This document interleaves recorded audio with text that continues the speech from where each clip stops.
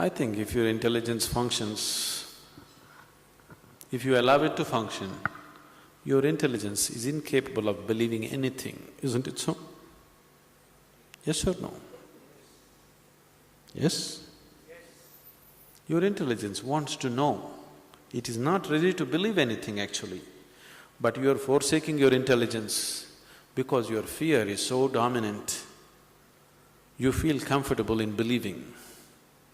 But if you allow your intelligence to take you ahead, your intelligence doesn't believe anything. It wants to know everything, isn't it? Yes, is that the nature of your intelligence?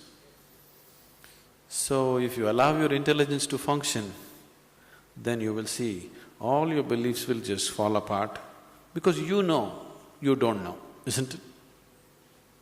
But it takes a lot of pressure to make you admit it but actually you know that you don't know, isn't it? Do you know? Yes, then what's the problem? You don't have to admit it to anybody, at least to yourself. Can't you admit, okay, I don't know?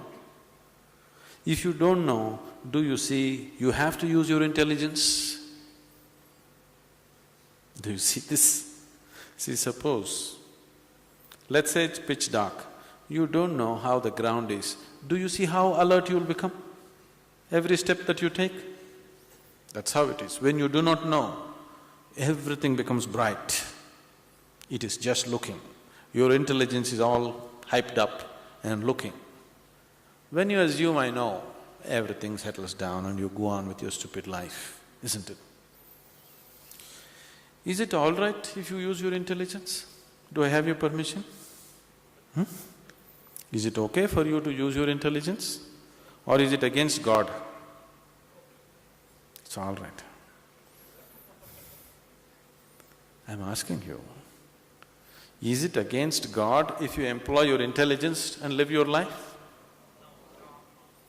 If God was against intelligence, He wouldn't have created it, isn't it? If the Creator was against you functioning intelligently, it wouldn't have been given to you, isn't it?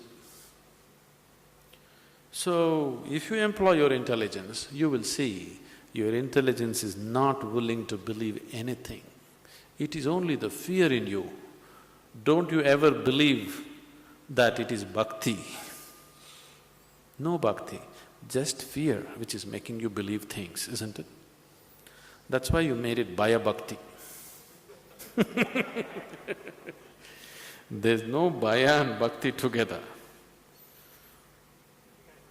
If bhakti comes, I'm sorry, you know what's bhaya bhakti? Yourself? No? Bhaya means fear, bhakti means devotion. See, if devotion comes, fear will not exist in you. If fear exists, that means devotion has not come. But you made a hybrid. You want to have both bhaya bhakti.